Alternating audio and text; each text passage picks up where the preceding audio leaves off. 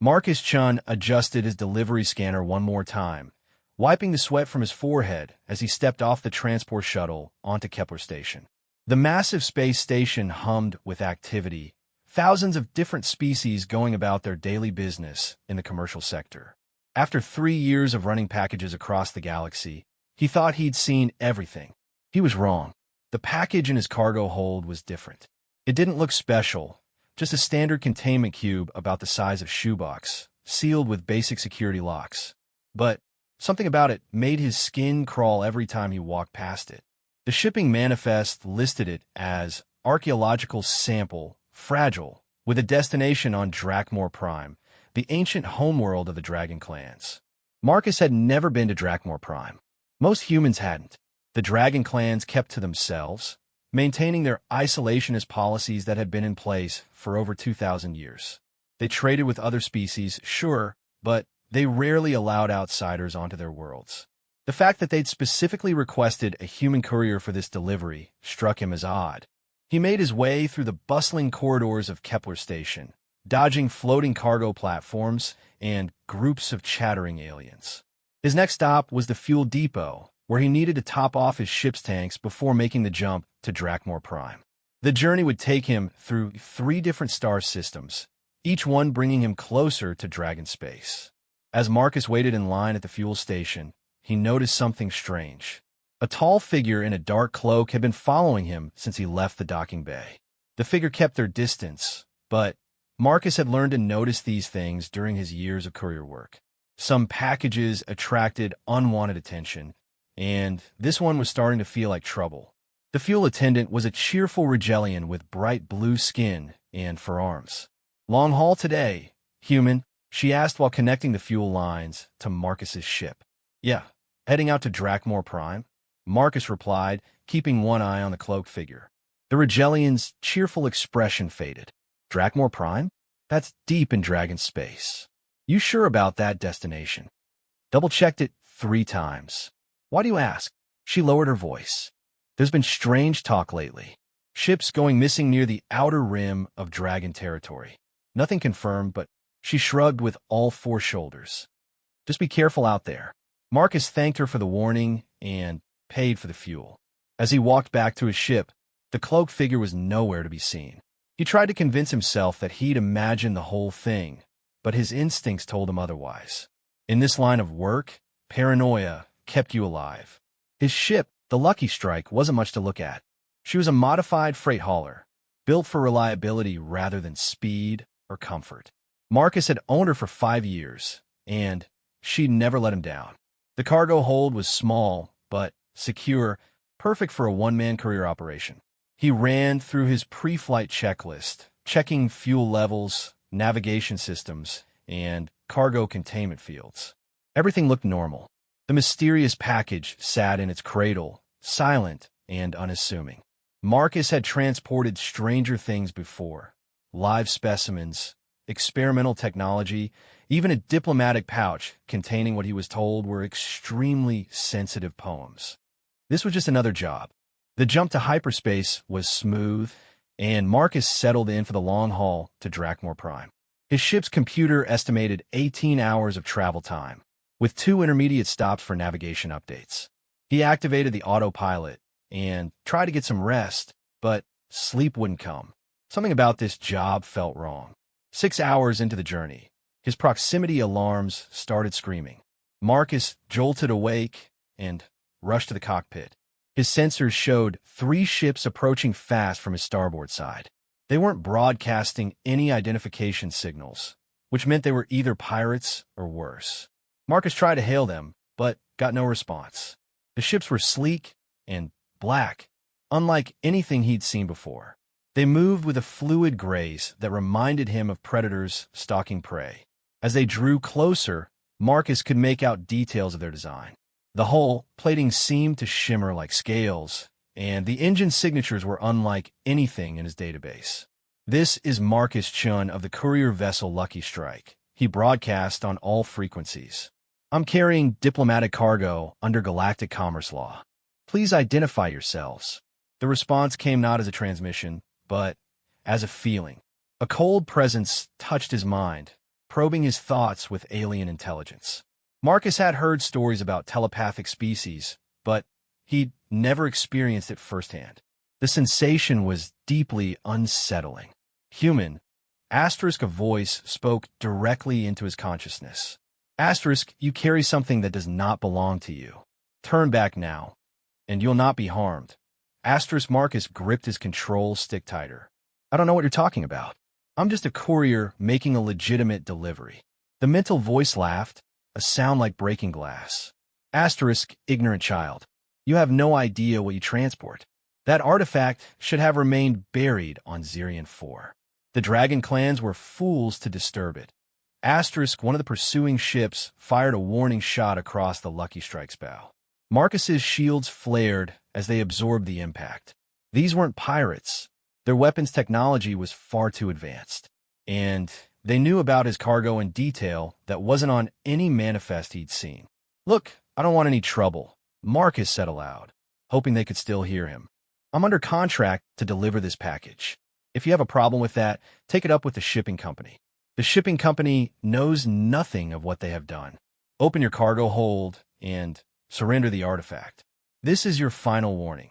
Asterisk, Marcus made a decision that would change his life forever. Sorry, but I got a reputation to maintain.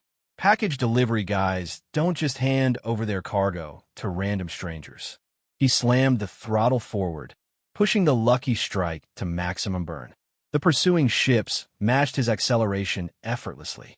Warning lights flashed across his control panel as his engines strained beyond their normal limits. He wasn't going to outrun these things. The next few minutes were a deadly game of cat and mouse through an asteroid field. Marcus used every trick he'd learned in his years of courier work, threading the needle between massive space rocks while his pursuers fired increasingly accurate shots at his ship. The Lucky Strike's shields were holding, but just barely. During a brief lull in the chase, Marcus decided to take a closer look at his mysterious cargo. He sealed the cockpit and made his way to the cargo hold, where the containment cube sat innocently in its mounting cradle. The security locks were standard commercial grade, nothing special. But as Marcus approached the cube, he could swear he heard something. A low humming sound, barely audible over the ship's engine noise. The cube seemed to pulse with a faint inner light, growing brighter as he got closer. Marcus had transported plenty of strange cargo before, but nothing had ever reacted to his presence like this. He was about to investigate further when his proximity alarms sounded again. This time, the sensors showed something massive approaching from dead ahead. Marcus rushed back to the cockpit and nearly fell out of his pilot's seat at what he saw on the view screen. A ship unlike anything in his experience hung in space before him. It was enormous, easily the size of a small space station, with a hull that seemed to be made of living metal. Organic curves flowed across its surface like frozen liquid, and massive engines glowed with an inner fire that reminded Marcus of Dragon's breath. Human courier, Asterisk, a new voice spoke in his mind, this one deeper and more commanding than the first. Asterisk, you will come aboard immediately. Do not attempt to flee. Asterisk, the three smaller ships that had been chasing him took up flanking positions around the massive vessel. Marcus was outnumbered, outgunned, and completely out of his depth. But something inside him rebelled against the idea of surrendering without a fight. Yell, maybe I don't feel like taking orders from voices in my head, he muttered, targeting the nearest escort ship with his limited weapon systems. The Lucky Strike's guns were designed for asteroid mining, not space combat. But Marcus had learned during his courier career that sometimes you had to make do with what you had. He fired a concentrated burst at the escort ship's engine array, hoping to disable it long enough to make an escape. To his amazement, the shot connected. The escort ship spun out of control, its engines sputtering and dying. The other two ships immediately moved to assist their damaged companion, giving Marcus a brief window of opportunity. He punched the coordinates for Drakmor Prime into his navigation computer and prepared to make an emergency jump to hyperspace. It was dangerous to jump so close to other ships, but staying here was certain death. Impressive, little human, Asterisk, the commanding voice said with what sounded like grudging respect. Asterisk, but you cannot run forever. We know where you're going, and we will be waiting.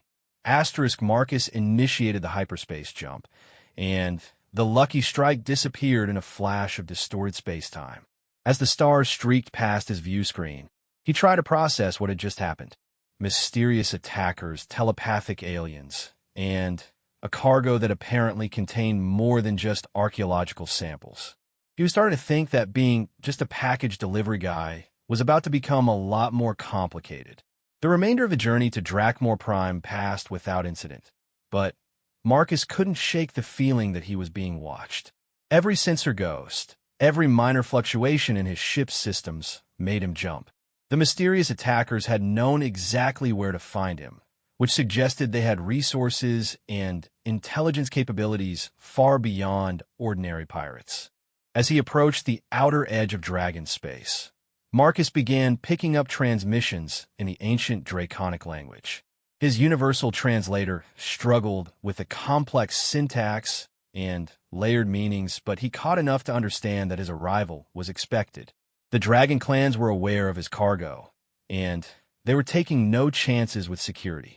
A wing of dragon patrol ships intercepted him at the system boundary. These vessels were unlike the sleek, organic ships of his attackers. Dragon technology favored massive, angular designs that projected raw power. The patrol ships were built like flying fortresses, bristling with weapons and covered in armor plating that gleamed like precious metals. Human courier vessel Lucky Strike. This is Commander THYSS of the Dragon Space Navy. Transmit your identification codes and prepare to be escorted to Drakmor Prime. Marcus complied with the escort protocols, falling into formation with the dragon ships. As they approached the planet, he got his first look at the legendary dragon homeworld. Drakmor Prime was a world of extremes, towering mountain ranges that reached into the clouds, vast deserts of crystalline sand, and cities carved directly into the living rock of ancient peaks. The spaceport where they directed him was built into the side of a massive mountain, its landing bays protected by natural stone formations and advanced shield generators. As the Lucky Strike settled onto the designated landing pad, Marcus could see dragon guards taking up positions around his ship. Whatever he was carrying, the dragons were taking its security very seriously. A delegation was waiting for him as he lowered the ship's ramp. 3 dragons in ceremonial robes stood in perfect formation, their scales shifting colors in the artificial light of the landing bay. The largest of them, a magnificent creature with golden scales and ancient eyes, stepped forward. "I am Elder Drachmith, keeper of ancient lore." The dragon spoke in perfectly accented Standard Galactic. "You have brought us something that was thought lost forever. We are in your debt, human courier." Marcus felt a chill run down his spine. "I'm just here to make a delivery. Standard courier protocols apply." Elder Drachmith's eyes seemed to look right through him. "Nothing about this delivery is standard, Marcus Chun. The artifact you carry contains secrets that could reshape the balance of power in the galaxy. There are those who would kill entire worlds to possess it." "What exactly am I carrying?" Marcus asked, though he wasn't sure he wanted to know the answer. The Elder Dragon's expression grew grave. "A fragment of the Chronicle Stone, lost in the destruction of Zirian 4 over 3 millennia ago. It contains the complete history of the First War, including the location of weapons that could destroy stars themselves." Marcus felt his knees go weak. He'd been flying around the galaxy for weeks with something that could destroy star systems. No wonder mysterious ships had tried to stop him. "The beings who attacked you," Elder Drachmith continued, "they call themselves the Void Seekers. They are descendants of those who fought in the First War, and they have been searching for the Chronicle fragments for thousands of years. Your successful delivery of this artifact has likely marked you as a person of interest to some very dangerous entities." "Great," Marcus muttered. "Just what every courier wants to hear. So what happens now?" Elder Drachmith exchanged glances with the other dragons before responding. "Now, Marcus Chun, you have a choice to make. You can return to your normal life, and We will ensure that your memory of these events is adjusted for your own protection, or you can learn the truth about what you have become involved in. Marcus looked around the landing bay, taking in the armed guards, the ancient technology, and the gravity of the situation he'd stumbled into. A part of him wanted to take the memory wipe and go back to delivering normal packages to normal destinations. But a larger part of him knew that he was already in too deep to turn back. "Tell me the truth," he said. Elder Drachmith nodded approvingly. "The truth, Marcus Chun, is that you're no longer just a package delivery guy. Whether you intended it or not, you have become a key player in a conflict that has shaped the galaxy for millennia. And the Chronicle Stone you have delivered to us is only the beginning." The Elder Dragon gestured toward the mountain's interior, where ancient passages led deep into the heart of Drakmor Prime. "Kulme, there is much you need to learn, and very little time to learn it. The Void Seekers will not give up easily, and they now know that humans possess capabilities they did not expect." As Marcus followed the dragons into the mountain, he couldn't help but wonder what those capabilities might be. All he'd done was refuse to surrender his cargo and make a lucky shot with mining lasers. But somehow, that had been enough to impress beings who had lived for thousands of years and fought in wars that spanned galaxies. Maybe being human was more significant than he'd ever imagined. The ancient halls of Drakmor Prime stretched endlessly before Marcus, carved from living rock and illuminated by crystals that pulsed with their own inner light. Elder Drachmith led him through passages that had existed since before humanity had ever looked up at the stars. The weight of history pressed down on Marcus with every step, making him acutely aware of how small and insignificant he was in the grand scheme of things. They passed through chambers filled with artifact from civilizations that had risen and fallen while Earth was still covered in primordial oceans. Star charts mapped territories that no longer existed, their stars long since burned out or consumed in ancient wars. Dragon scholars worked quietly at massive stone tables, transcribing texts in languages that predated written history. "Your species fascinates us," Elder Drachmith said as they walked. "In the span of a few thousand years, you have gone from primitive tool users to accomplished space travelers. Most species take 10 times as long to achieve what humanity has accomplished." Marcus felt uncomfortable with the praise. "We're not that special. We just got lucky with some technological breakthroughs." The Elder Dragon's laugh was like distant thunder. "Luck. Yes, perhaps that is part of it. But there is something else about humans that sets you apart. Something the Void Seekers fear, though they would never admit it." They entered a vast circular chamber dominated by a massive crystalline structure at its center. The Chronicle Stone fragment that Marcus had delivered was already installed in the crystal matrix, its surface glowing with patterns of light that hurt to look at directly. Around the chamber, dozens of dragon scholars worked at control panels, their clawed fingers dancing across alien interfaces. "Behold the memory vault," Elder Drachmith announced. "For 3,000 years, we have collected fragments of the Chronicle Stones, hoping to piece together the complete record of the First War. Your delivery has given us the final piece of the puzzle." Marcus watched as data streams flowed across holographic displays, ancient information combining with modern technology to reveal secrets that had been lost for millennia. What exactly was the First War? A conflict that nearly destroyed all life in this galaxy, answered a new voice. Marcus turned to see a younger dragon approaching, her scales a brilliant silver that reflected the light of the crystal matrix. "I am Scholar Pirith, specialist in ancient warfare. The First War was fought between the descendants of the First Builders and a faction known as the Void Seekers." "The First Builders?" Scholar Pirith activated a holographic display that showed the galaxy as it had existed 3,000 years ago. Vast empires stretched across the spiral arms, connected by technologies that made modern hyperspace travel look primitive. The First Builders were a coalition of species that had achieved what many considered impossible: true harmony between different forms of life. They built wonders that defied the laws of physics as we understand them. cities that existed in folded space, weapons that could heal as well as destroy, ships that traveled through dimensions we cannot even perceive. Marcus studied the display, noting how different the galaxy looked. Entire star systems that he knew were empty space were marked as major population centers. What happened to them? The Void Seekers happened, Elder Drachmith said grimly. They believed that consciousness itself was an aberration in the universe, a mistake that needed to be corrected. They developed technologies designed to return all matter to its natural state, emptiness. The war between the two factions lasted for over 1,000 years and consumed entire sectors of the galaxy. Scholar Pirith manipulated the holographic display, showing the progression of the conflict. Systems disappeared from the map as the war raged on, until vast areas of the galaxy became empty space.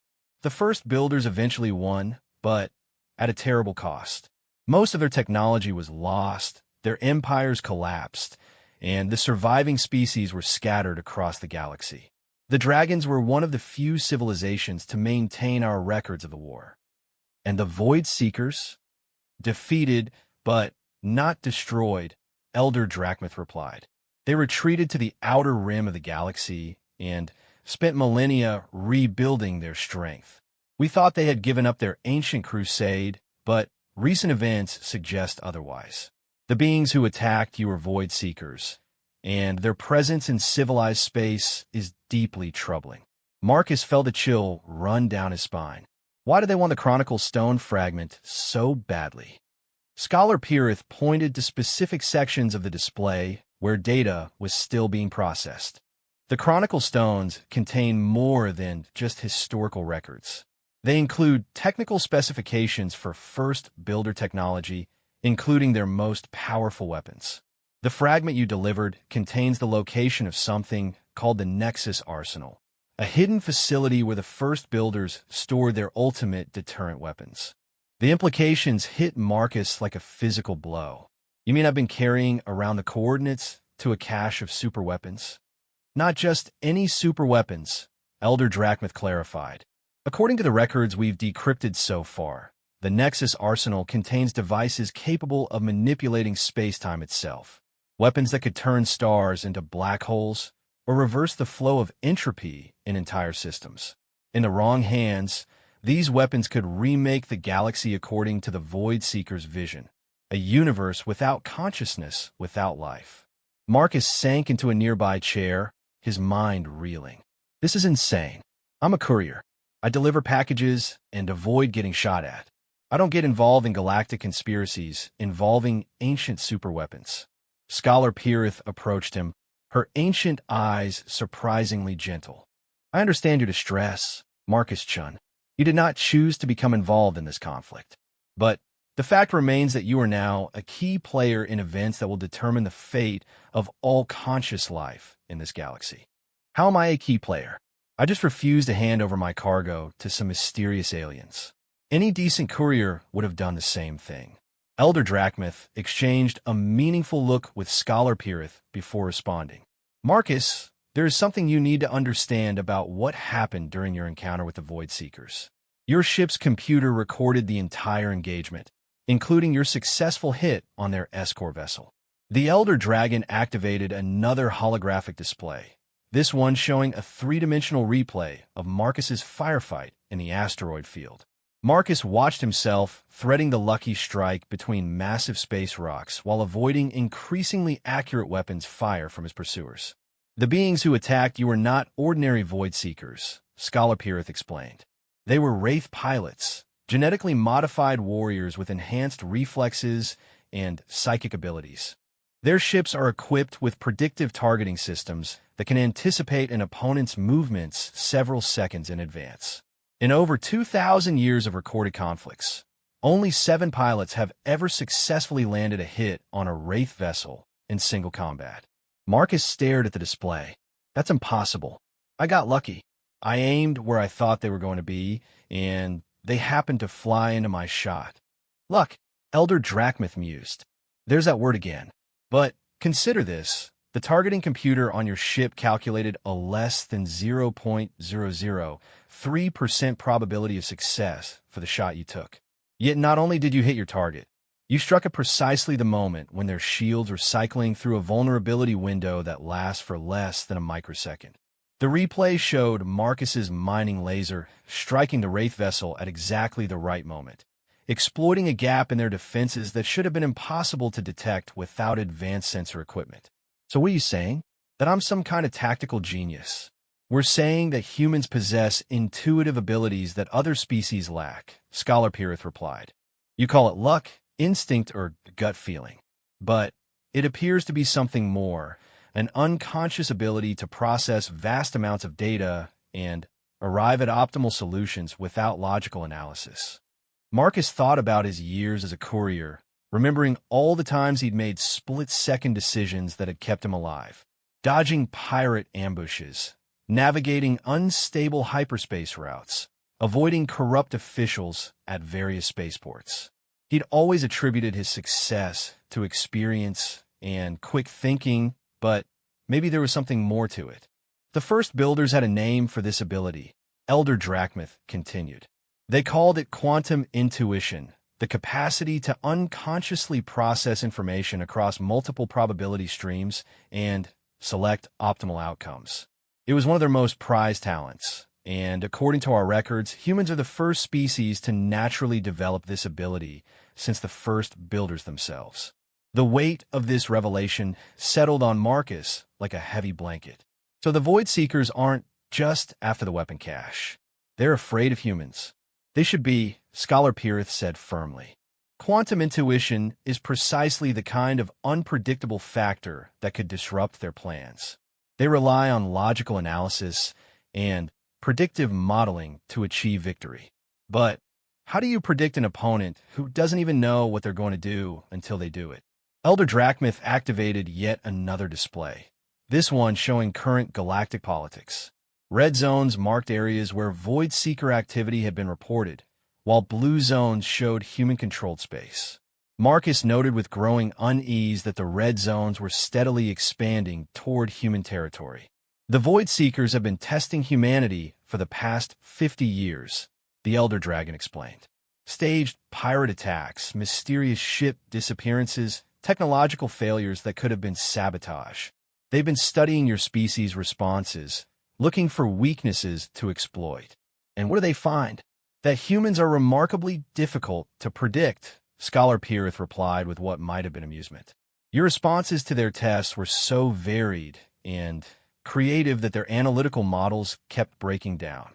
Some humans fled when faced with overwhelming odds, others stood and fought against impossible circumstances, and a few did things that defied all logical explanation. Marcus remembered stories he'd heard from other couriers, tales of lucky escapes, impossible victories, and inexplicable successes in the face of certain defeat. He'd always assumed these were just exaggerated bar stories, but maybe they represented something more significant. So what happens now? He asked. Do I just go back to delivering packages while ancient aliens plot the destruction of all conscious life? Elder Drachmith's expression grew serious. The choice is yours, Marcus-chun. But I must warn you, returning to your previous life may not be possible.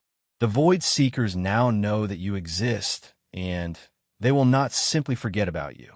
They will want to study your abilities, to understand how human quantum intuition works, so they could develop countermeasures. Great.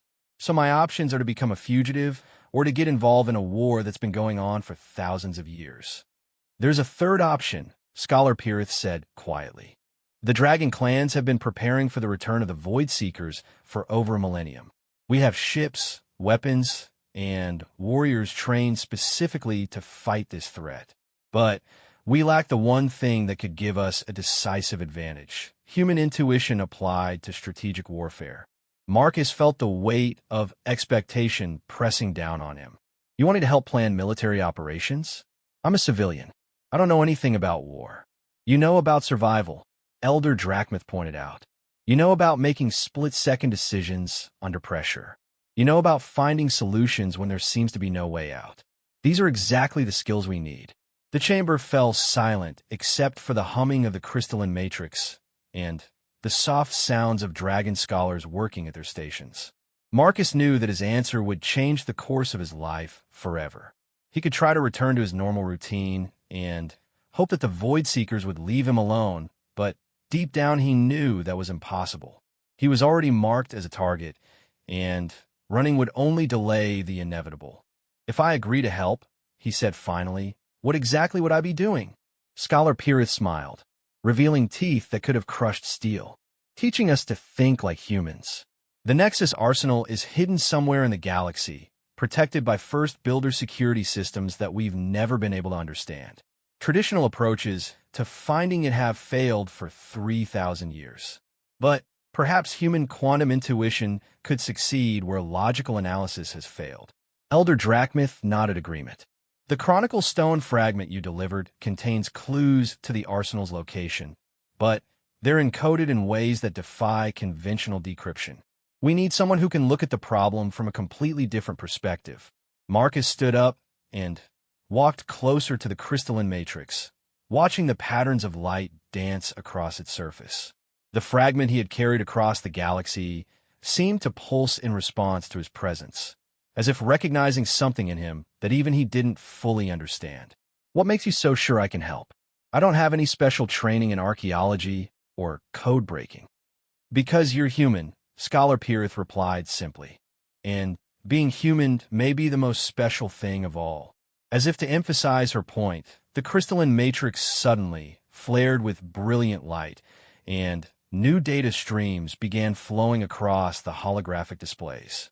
The dragon scholars working at their stations looked up in amazement as information that had been locked away for millennia began to reveal itself.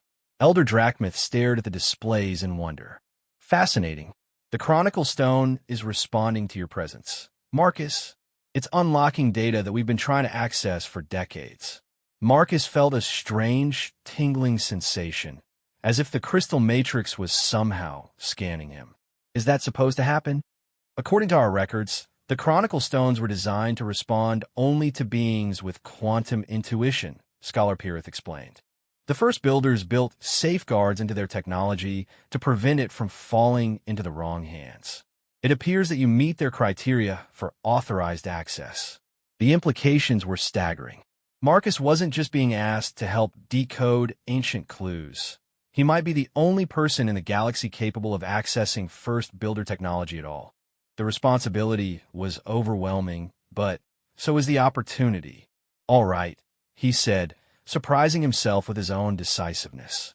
"I'll help, but I want to know everything about the war, about the weapons, about what we're really up against. No more surprises." Elder Drachmith bowed formally, a gesture of respect that Marcus was sure few non-dragons had ever received. "You have our word, Marcus Chun. From this moment forward, you are no longer just a courier. You are humanity's first representative to the ancient alliance that once stood against the darkness. Welcome to the war for the soul of the galaxy." As the crystalline matrix continued to unlock its secrets, Marcus realized that his life as a simple package delivery guy was officially over.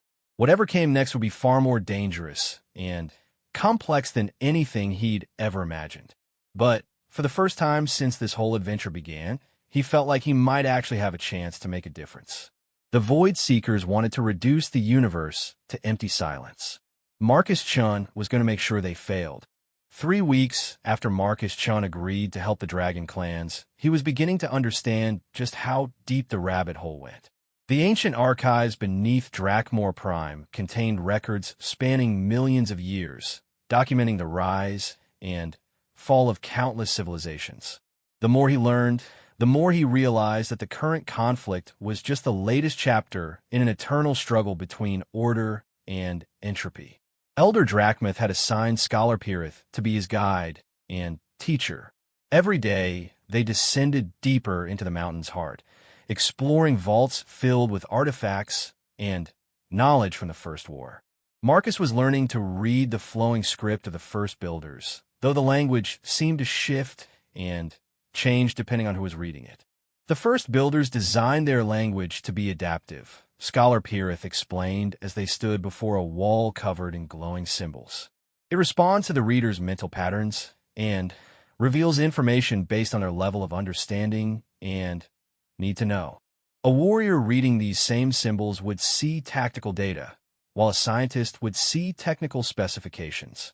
Marcus studied the symbols, watching them shift and flow like living things. To his eyes, they seemed to be describing a location, coordinates in three-dimensional space, but with additional markers that didn't correspond to any navigation system he knew. This talks about a place that exists between the songs of creation. What does that mean? We believe it refers to interdimensional space, Scholar Pirith replied. The first builders had technology that could create pockets of reality separate from normal space-time. The Nexus arsenal may be hidden in such a pocket, accessible only through specific dimensional frequencies. They had been making steady progress decoding the Chronicle Stone's information, but each answer seemed to raise 10 new questions. The arsenal's location was protected by multiple layers of encryption, some of which required quantum intuition to penetrate. Marcus was getting better at accessing the deeper levels of the data, but the process was mentally exhausting. As they worked, disturbing reports continued to arrive from across the galaxy. Void Seeker activity was increasing dramatically. Ships were disappearing along major trade routes, and several remote colonies had gone silent. Most troubling of all, the attacks seemed to be following a pattern that was designed to drive traffic toward human space. "They're hurting us," Marcus realized as he studied the latest intelligence reports. These attacks aren't random. They're trying to concentrate human shipping in specific areas. Elder Drachmith nodded grimly. Our analysts have reached the same conclusion. The question is why. The Void Seekers have always preferred a strike from concealment, but this campaign is far too visible to be accidental. Scholar Pirith pulled up a holographic star map showing the pattern of attacks. Perhaps they're trying to force humanity to reveal its defensive capabilities. If they can provoke a large-scale military response, they can study human tactical thinking and develop countermeasures. Marcus traced the attack pattern with his finger, following the flow of displaced shipping routes. Something about the pattern seemed familiar, but he couldn't quite place it. Have you considered that they might be looking for something specific? These attacks are creating a funnel effect, channeling traffic through the Zirian sector. Zirian 4 was destroyed 3,000 years ago, Elder Drachmith pointed out. The entire system is nothing but radioactive debris. But that's where the Chronicle Stone fragment came from originally, Marcus said, the pieces clicking together in his mind. What if the destruction of Zirian 4 wasn't collateral damage from the war? What if it was deliberate, designed to hide something? Scholar Pirith's eyes widened as she understood his implication. You think the Nexus arsenal might be hidden in the Zirian system? Marcus nodded, his quantum intuition telling him they were on the right track. The attacks are creating a surveillance net. Every ship passing through that sector can be monitored, scanned, analyzed. If someone tries to access a hidden facility in that system, the Void Seekers will know about it immediately. The three of them stared at the star map in silence, watching the red dots that marked Void Seeker activity slowly contracting around the dead system. If Marcus was right, then the dragon's ancient enemies were already one step ahead of them. We need to get there first, Marcus said finally, before they figure out exactly where the arsenal is hidden. Elder Drachmith shook his massive head. Impossible. The Zirian system is deep in Void Seeker-controlled space. Any dragon vessel entering that region would be detected and destroyed long before it could search for the arsenal. What about a human ship? Marcus suggested. The Void Seekers are monitoring for dragon technology, but they might not pay as much attention to a simple courier vessel. You're talking about a suicide mission, Scholar Pirith protested. Even if you could reach Zirian 4 undetected, how would you locate the arsenal? The system contains billions of debris fragments, and we still don't have the complete access codes. Marcus felt that familiar, tingling sensation as his quantum intuition kicked in. I don't think we need the complete codes. The Chronicle Stone fragment responds to my presence, right? Maybe the Arsenal's security systems will too. If it's really a first builder facility, it should recognize someone with quantum intuition. Elder Drachmith considered this for a long moment. It's possible, but extremely dangerous. The Void Seekers have had 3 millennia to study that system. They'll have sensors, automated defenses, patrol ships, all focused on detecting dragon technology. Marcus interrupted. Look, I've been flying through dangerous space for years. I know how to avoid detection, how to blend in with normal traffic. Give me a ship with human-style technology and forge registration codes, and I can get in and out without anyone noticing. Scholar Pirith activated a new display showing the current composition of Void Seeker forces in the Zirian sector. The numbers were sobering. Dozens of warships, automated sensor platforms, and what appeared to be a massive command vessel position near the system's outer edge.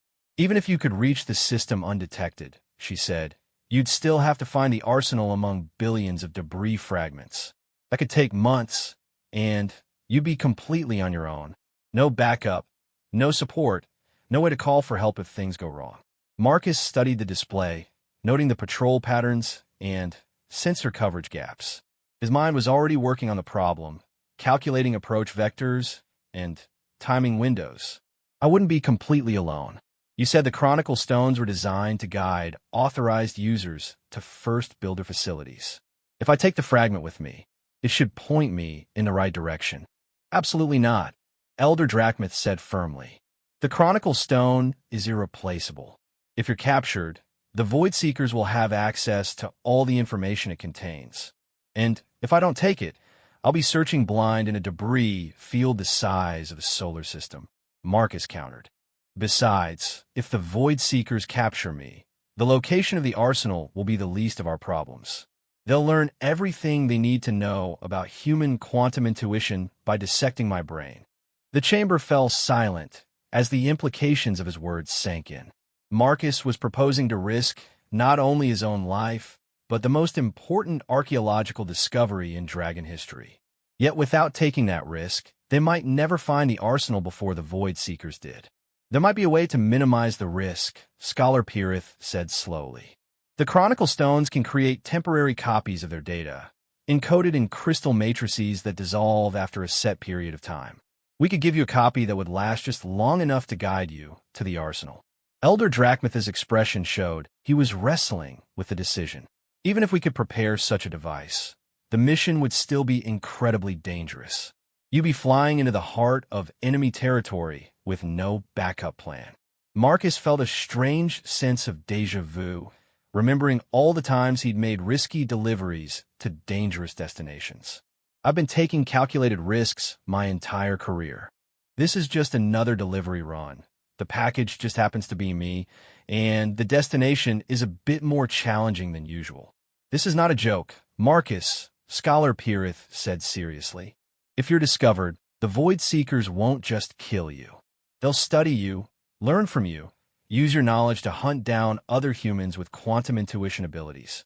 You could be condemning your entire species. The weight of that responsibility settled on Marcus's shoulders like a lead blanket. He thought about his fellow couriers, other humans scattered across the galaxy, all blissfully unaware of the ancient war that was about to engulf them. Could he really risk their safety for the chance to find weapons that might not even still exist? But then he thought about the alternative. If the Void Seekers found the arsenal first, they would have access to weapons that could sterilize entire sectors of the galaxy. The choice wasn't between safety and risk. It was between taking a chance and accepting certain defeat. I have to try, he said finally. We all know that conventional tactics won't work against the Void Seekers. They're too old, too experienced, too prepared for logical approaches. But maybe that's their weakness. They don't expect illogical solutions. Elder Drachmith stared at him for a long time, then slowly nodded. Very well. But if we're going to attempt this madness, we'll do it properly. Scholar Pirith, begin preparing the temporary chronicle matrix. I'll arrange for a suitable ship and cover identity. What kind of ship are you thinking? Marcus asked. Something unremarkable. A standard human cargo hauler, registered to a fictitious shipping company, with legitimate-looking cargo manifests and destination papers. You'll be just another merchant trying to salvage valuable materials from the Xerian debris field. Scholar Pirith was already working on her portable workstation, designing the crystalline matrix that would carry the arsenal's location data. The temporary copy will last exactly 72 hours before dissolving. That should give you enough time to reach Xerian and locate the facility, but not long enough for the Void Seekers to extract useful information if you're captured. Marcus watched her work, marveling at the elegant fusion of ancient knowledge and modern technology. What happens if I do find the arsenal? I'm assuming it's not just going to hand over its weapons to the first person who shows up. According to our records, first builder facilities were designed to test potential users, Elder Drachmith explained. The arsenal will likely require you to prove your worth before granting access to its weapons. These tests could be physical, mental, or spiritual, possibly all three. Spiritual? Scholar Pirith looked up from her work. The first builders believed that the most powerful weapons should only be wielded by those who understood their true cost. The arsenal may require you to demonstrate not just the ability to use its weapons, but the wisdom to know when they should not be used. Marcus felt a chill run down his spine. He was beginning to understand that this mission would test him in ways he couldn't even imagine. And if I fail these tests, then the arsenal will remain sealed, and we'll have to find another way to stop the Void Seekers, Elder Drachmith replied grimly. But, Marcus, there's something else you need to understand. Even if you succeed in accessing the arsenal, using first builder weapons will change you. The technology is as much spiritual as it is mechanical. Those who wield it become something more than they were before, and sometimes something less human. The warning hung in the air like a physical presence. Marcus was being asked to risk not just his life, but his humanity itself. He thought about his quiet life as a courier, the simple satisfaction of completing a delivery and moving on to the next job. That life seemed impossibly distant now, like something from another person's memories. How long do I have to decide, he asked. The Void Seekers are moving 3 patrol groups toward the inner Xerian system, Scholar Pirith reported, monitoring the latest intelligence feeds. Our analysts estimate they'll begin systematic exploration of the debris field within 6 days. If you're going to attempt this, you need to leave tomorrow. Tomorrow. Marcus had less than 24 hours to prepare for a mission that would determine the fate of all conscious life in the galaxy. The responsibility was almost paralyzing, but he forced himself to focus on the immediate details. Plan the approach, prepare the equipment, rehearse the contingencies. One step at a time, just like any other delivery. All right, he said, trying to project more confidence than he felt. Let's do this. But I want to make one thing clear. I'm going in there to find weapons that can stop the Void Seekers, not to play games with ancient tests of worthiness. If the Arsenal wants to judge me, it can do it while I'm saving the galaxy. Elder Drachmith's rumbling laugh filled the chamber. Spoken like a true human. Very well, Marcus Chun. Tomorrow you embark on the most important delivery mission in galactic history. May your quantum intuition guide you to success.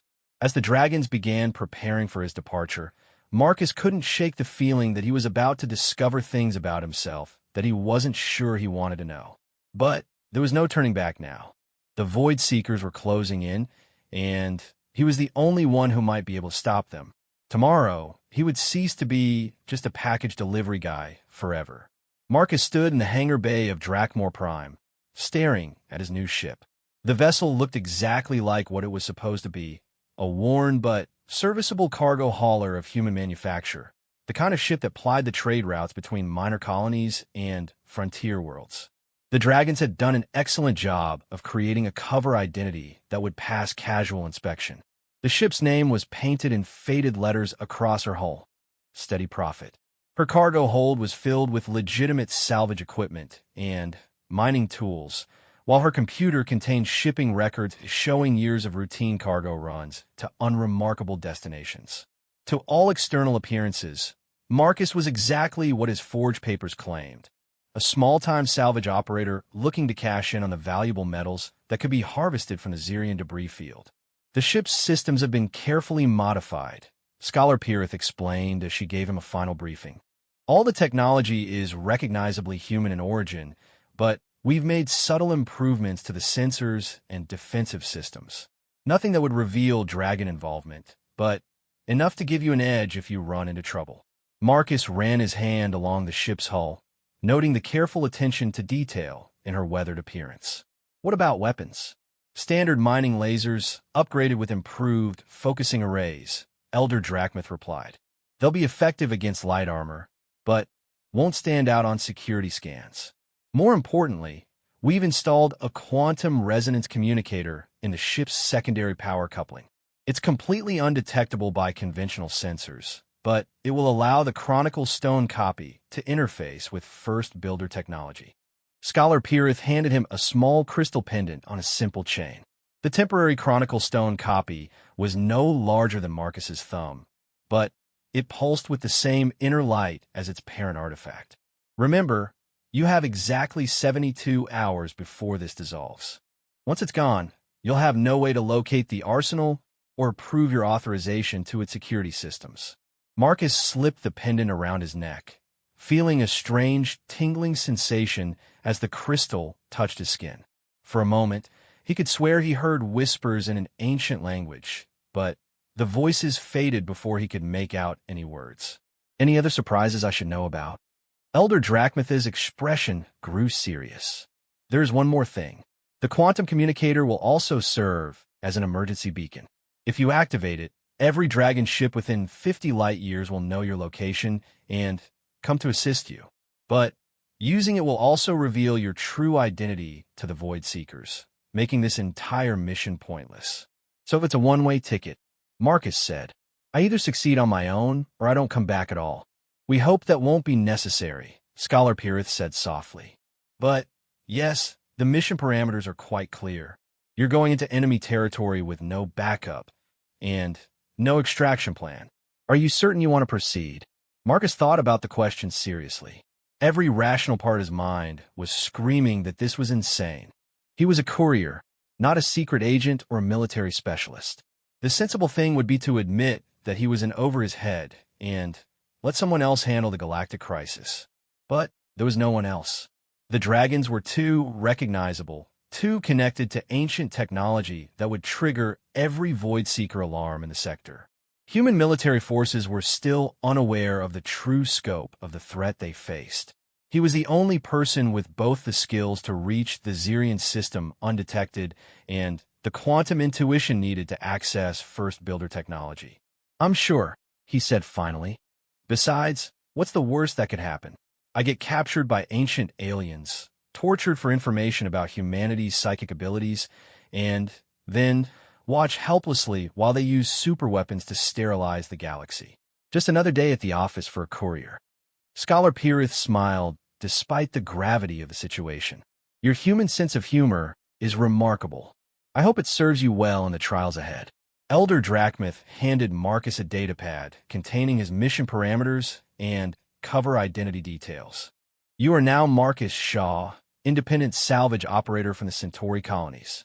Your ship is registered to Shaw Salvage Services, a legitimate but unremarkable company that has been operating for 12 years. Your mission is to harvest rare metals from the Xerian debris field and sell them to industrial buyers in the Rigel sector. Marcus reviewed the cover story, noting how thoroughly the dragons had constructed his false identity. There were shipping records, financial transactions, even personal communications that created a complete picture of Marcus Shaw's unremarkable life as a salvage operator. You really went all out on this. The Void Seekers are thorough in their investigations, Scholar Pirith explained. If they suspect you're not who you claim to be, they'll dig deep into your background. Every detail must be perfect. Marcus loaded his personal gear into the ship's small crew quarters, which had been configured for a single occupant. The dragons had even provided him with salvage operator clothing and equipment that showed appropriate signs of wear and use. He was impressed by their attention to detail, but also sobered by how much preparation was required for what amounted to an intelligence mission. One last question, he said as they completed the final preparations. What do I do if I actually find the arsenal, but can't access it? The tests you mentioned, what if I fail them? Elder Drachmith considered this carefully before responding. The first builders designed their tests to evaluate worthiness, not to exclude qualified users. If your intentions are pure and your need is genuine, the arsenal should respond to you. Trust your instincts, Marcus. Your quantum intuition has brought you this far. It won't abandon you now. As they spoke, alarms began sounding throughout the hangar complex. Dragon technicians rushed to monitoring stations while warrior cast guards took up defensive positions. Marcus felt his heart rate spike as he wondered if the facility was under attack. "What's happening?" he demanded. Scholar Pirith was studying readouts on her portable scanner, her expression grim. Long-range sensors are detecting a massive Void-Seeker fleet moving toward Dragon space. They're not approaching Drakmor Prime directly, but they're positioning themselves to cut off our major trade routes. Elder Drachmith's eyes flashed with ancient fury. They're escalating the conflict. This attack is designed to force us into open warfare before we can locate the arsenal. The timing couldn't be worse. If the dragons were drawn into a major battle, Marcus would have no support whatsoever during his mission. He would be completely on his own in enemy territory, with no chance of rescue if things went wrong. "All the more reason for me to leave immediately," Marcus said, moving toward the ship's entry ramp. "If the Void Seekers are making their move, we can't afford to wait any longer." "Marcus, wait," Scholar Pirith called after him. "There's something else you need to know." The Void Seeker fleet includes ships we've never seen before, vessels with energy signatures that don't match any known technology. They may have been developing new weapons during their years of isolation. This just kept getting better. Not only was Marcus flying into enemy territory alone, but his opponents might have access to completely unknown technology that could neutralize all of his carefully planned advantages. "Noted," he said, trying to project calm confidence. "But it doesn't change anything. I still have to try." Elder Drachmith approached the ship's ramp, his massive form casting a shadow over Marcus. "You carry the hopes of every conscious being in this galaxy, young human. Do not let the weight of that responsibility crush your spirit. Remember, you are not just a courier anymore. You are something far more significant." As the ship's engines powered up, Marcus felt the familiar vibration of a vessel preparing for departure. But everything else about this mission was completely unfamiliar. He was no longer making a routine delivery to a known destination. He was venturing into the unknown, carrying the fate of civilizations on his shoulders. The steady prophet lifted off from the hangar deck and accelerated toward the mouth of the mountain's launch tunnel. As Drakmor Prime fell away behind him, Marcus set course for the hyperspace jump point that would begin his journey to the Xerian system. The first part of the trip passed without incident. Marcus followed established shipping lanes, maintaining normal speed and flight patterns that would attract no attention from casual observers. His ship's computer logged routine communications with traffic control systems and filed standard navigation reports that created a perfectly normal electronic trail. But as he approached the border of Void Seeker-controlled space, Marcus began to feel the weight of what he was attempting. Every ship that appeared on his sensors could potentially be an enemy vessel. Every navigation checkpoint might be a trap designed to capture or identify dragon agents. His quantum intuition was working overtime, processing countless variables and probability streams to guide his decisions. When a Void Seeker patrol ship appeared on his sensors, something told him to adjust course slightly and reduce speed. When his communicator received a standard identification request, his instincts guided him to respond with exactly the right combination of casual cooperation and mild irritation that a legitimate salvage operator would display. The closer he got to Xerian, the more dangerous the journey became. The Void Seekers had established multiple checkpoints and sensor stations throughout the region, creating overlapping fields of surveillance that would detect any unauthorized vessel. But Marcus's cover identity held up under scrutiny, and his cargo of salvage equipment supported his stated mission. 18 hours after leaving Drakmor Prime, the Steady Prophet dropped out of hyperspace at the edge of the Xerian system. The sight that greeted Marcus was both breathtaking and horrifying.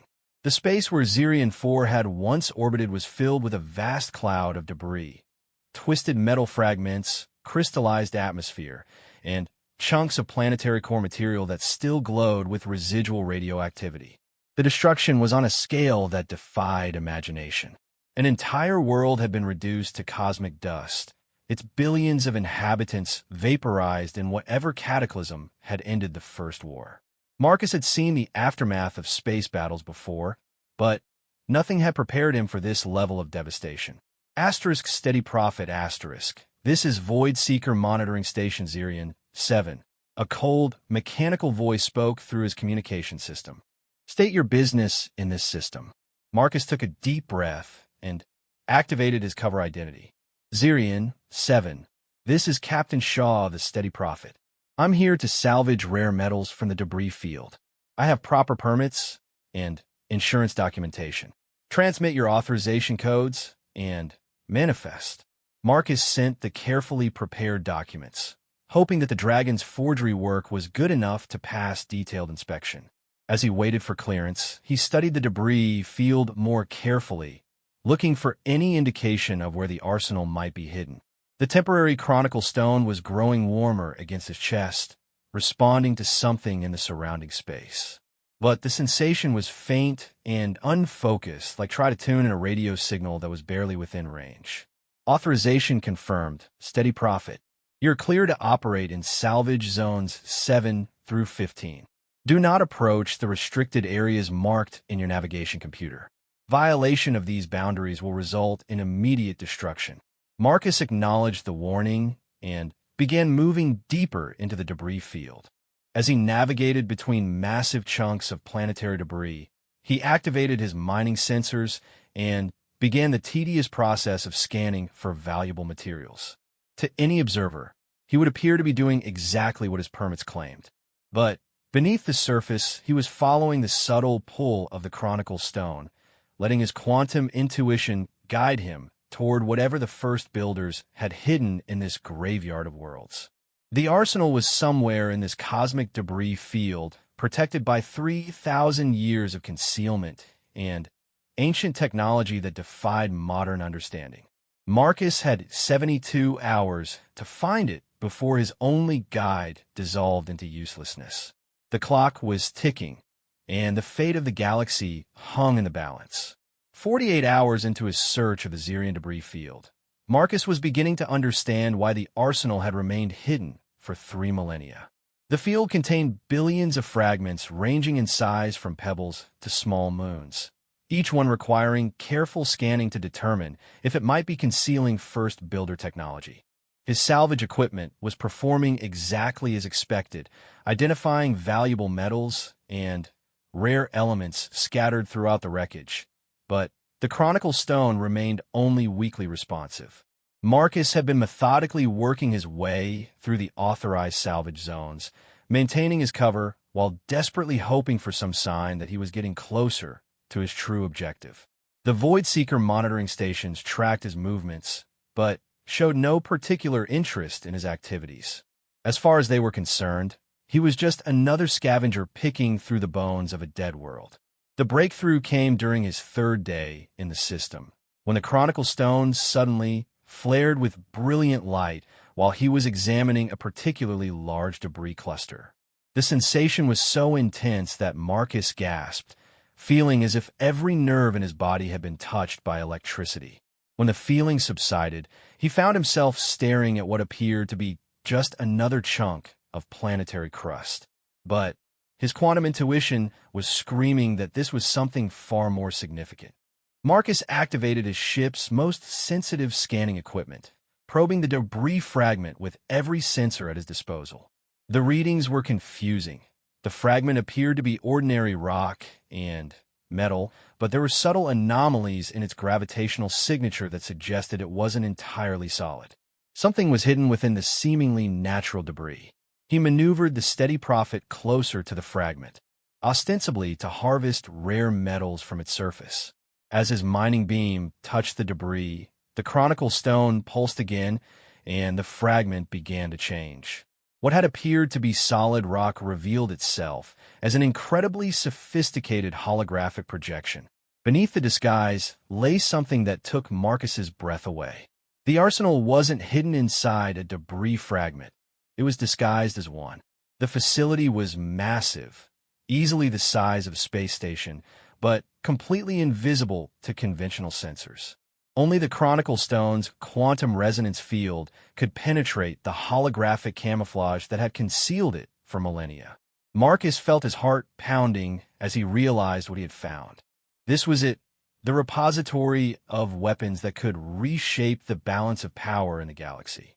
The culmination of first builder technology, hidden in plain sight among the wreckage of their ancient war. But accessing the facility would require him to drop his cover. There was no way to explain why a simple salvage operator would be interested in what appeared to be ordinary debris. If the Void Seekers were monitoring his activities closely, approaching the arsenal could expose his true identity and mission. Marcus weighed his options as he floated in space beside humanity's most important discovery. He had less than 24 hours before the Chronicle Stone dissolved, making the arsenal impossible to locate again. But he also had to consider the possibility that this was a trap, that the Void Seekers knew about the facility's location and were waiting to see who would try to access it. His quantum intuition was giving him conflicting signals. Part of him sensed opportunity and the potential for success. Another part warned of terrible danger lurking just beyond perception. It was like standing at the edge of a cliff in thick fog, knowing that one step forward might lead to solid ground or to a fatal fall. The decision was made for him when his proximity alarm suddenly activated. 3 Void Seeker patrol ships were approaching his position, moving with the purposeful acceleration of hunters who had found their prey. They had been watching him more closely than he realized, and his extended examination of the debris fragment had attracted unwanted attention. Asterisk Steady Prophet Asterisk. This is Void Seeker Patrol Leader Nexus 9. A cold voice spoke through his communicator. You have been conducting unauthorized deep scans of restricted materials. Prepare to be boarded for inspection. Marcus felt ice water flowing through his veins as he realized his cover was blown. The approaching ships weren't just conducting a routine inspection. They were coming to capture him. Someone among the Void Seekers suspected his true identity, and they wanted him alive for questioning. Nexus 9, this is Captain Shaw, Marcus replied, trying to keep his voice steady. I'm just conducting standard salvage operations. My permits allow for mineral assessment scans. Your permits do not authorize quantum resonance scanning, the patrol leader responded. Only Dragon technology is capable of generating those specific sensor frequencies. You will surrender immediately or be destroyed. The game was up. Marcus had walked into a trap, and now his only choice was between capture and death. But as he looked at the concealed arsenal floating nearby, a third option occurred to him. If he was going to be captured anyway, maybe he could at least complete his mission first. Marcus slammed his ship's throttle to maximum and dove toward the arsenal's concealed entrance. The facility's defenses should recognize his authorization to access first builder technology, assuming the Chronicle Stone was sufficient to prove his worthiness. If not, he would be vaporized by ancient weapons instead of captured by modern enemies. The Void Seeker ships opened fire immediately, their energy beams scorching space around the fleeing courier vessel. Marcus threw his ship into evasive maneuvers, dodging between debris fragments while racing toward what he hoped was salvation. As the Steady Prophet approached the arsenal, the Chronicle Stone around Marcus's neck burst into brilliant flame. But instead of burning him, the energy flowed through his body like liquid light, connecting him to systems and technologies that had been dormant for millennia.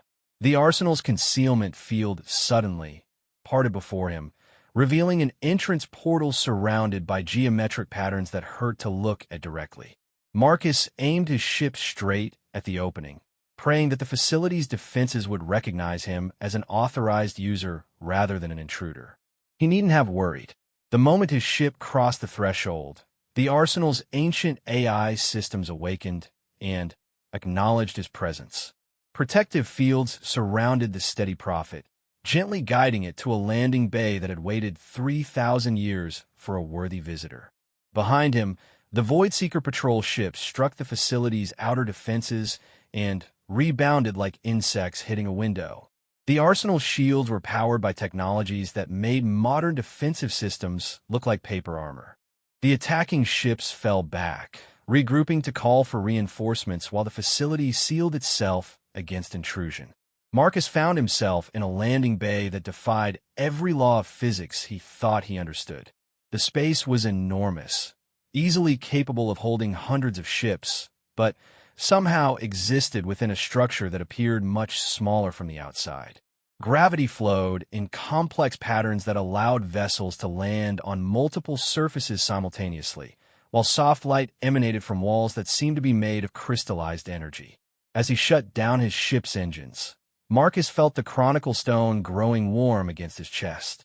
The ancient crystal was resonating with systems throughout the facility, establishing connections and authorizations that would allow him to access technologies beyond his wildest imagination. A figure materialized in the landing bay, not solid, but clearly more than a simple hologram. It appeared to be humanoid, but with proportions that were subtly wrong, as if designed by someone who had heard descriptions of humans, but never actually seen one. When it spoke, the voice came from everywhere and nowhere at once. "Welcome, inheritor of the quantum flame," the figure said in perfect standard galactic. "I am the Arsenal's custodian, created by the first builders to test and guide those who would claim our heritage. You have traveled far and risked much to reach this place. But your trials have only just begun." Marcus climbed out of his ship, feeling strangely light in the facility's modified gravity field. "I'm here because the Void Seekers are threatening all conscious life in the galaxy. My people, humanity, we need weapons that can stop them." The custodian's form shifted and flowed like liquid light as it studied him. "Humanity? Yes, we know of your species. The first builders predicted that consciousness would eventually develop quantum intuition again, though they did not know what form it would take. You're the first of your kind to reach this place. Does that mean I pass your tests?" "Reaching the Arsenal alive demonstrates courage and resourcefulness," the custodian replied. "But accessing its weapons requires qualities that cannot be measured by survival alone. The first builders learned through bitter experience that power without wisdom leads to catastrophe. You must prove that you understand the true cost of the weapons you seek." The custodian gestured, and the landing bay dissolved around them. Marcus found himself standing in what appeared to be the command center of a massive starship, surrounded by holographic displays showing space battles on an unimaginable scale. He watched in horror as entire solar systems were sterilized by weapons that tore holes in reality itself. "This is what the First War became," the custodian explained. "Both sides possessed weapons capable of unmaking creation itself. In the end, victory was meaningless because there was so little left to save. The Void Seekers were defeated, but the galaxy was broken in ways that still haven't fully healed." Marcus watched planets die and stars go out as the ancient war played out before him. "So you're saying I shouldn't use these weapons? That they're too dangerous?" "I'm saying that you must understand the choice you're making," the custodian replied. "The arsenal contains weapons that could end the Void Seeker threat permanently, but using them will fundamentally change you and your species. The power to destroy worlds comes with the responsibility to decide which worlds deserve destruction." The holographic display shifted, showing Marcus images of what appeared to be the current state of the galaxy. Voidseeker fleets were moving against multiple targets simultaneously, their new campaign designed to overwhelm any organized resistance. Dragon forces were responding, but they were outnumbered and outgunned. "The choice must be made quickly," the custodian said. "Your enemies have located this facility and are bringing weapons designed to penetrate our defenses. Even first builder shields cannot hold forever against a determined assault." Marcus felt the weight of impossible responsibility settling on his shoulders. He was being asked to make decisions that would affect the fate of trillions of beings across the galaxy. But as he watched the Void Seekers spreading their campaign of destruction, he realized that the choice had already been made for him. "Show me the weapons," he said. The custodian nodded approvingly and led him deeper into the facility. They passed through corridors lined with technologies that seemed to exist in multiple dimensions simultaneously. Marcus's quantum intuition helped him navigate the impossible architecture, guiding him through passages that folded space and time in ways that normal physics couldn't explain. The weapon vault was exactly what Marcus had expected, and nothing like he had imagined. It was a vast spherical chamber filled with crystalline structures that pulsed with contained energy. Each crystal contained a different weapon system, some designed to destroy matter, others to manipulate gravity or alter the flow of time itself. "Choose carefully," the custodian warned. "Each weapon can only be used once, and each one will fundamentally change whoever wields it. The power of the first builders always comes with a price." Marcus studied the crystalline weapons, feeling their energy signatures through his quantum intuition. Some called to him with promises of immediate victory over his enemies. Others whispered of subtler applications that could solve the Void Seeker problem without massive destruction. But one crystal in particular seemed different from the others. It was smaller and darker, and touching it with his mind revealed not destruction, but understanding. This weapon didn't destroy enemies.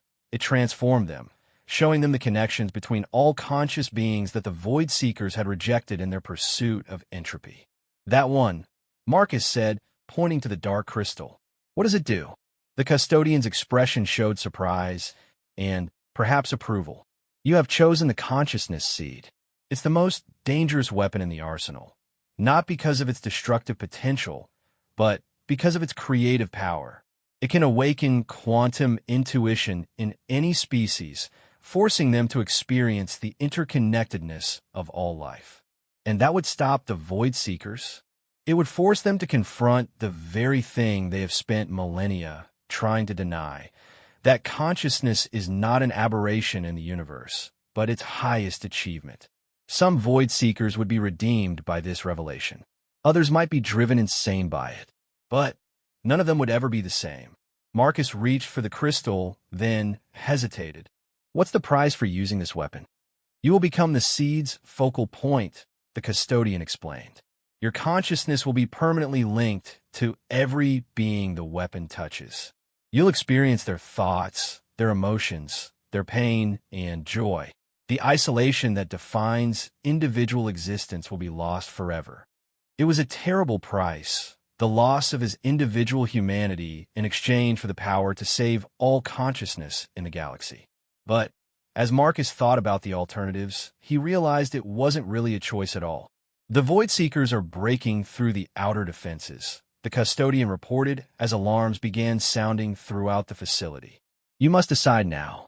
Marcus grasped the consciousness seed, feeling its power flow through him like a river of living light.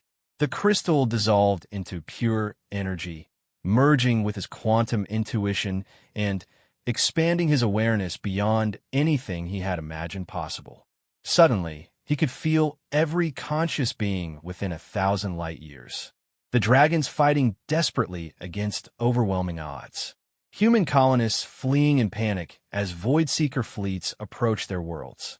Even the Void Seekers themselves, trapped in their ideology of isolation and entropy. Marcus understood what he had to do. The weapon was ready, and the target was clear.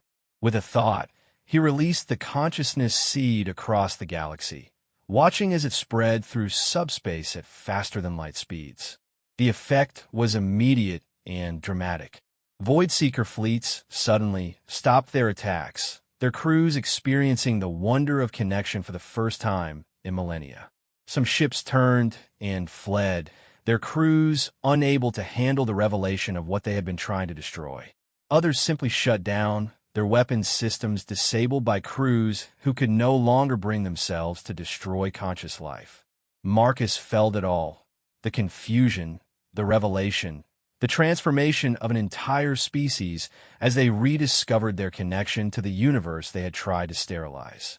He was no longer just Marcus Chun, courier from Earth. He had become something new, a bridge between individual consciousness and universal awareness. The Arsenal's defenses powered down as the Void Seeker assault ended. The galaxy,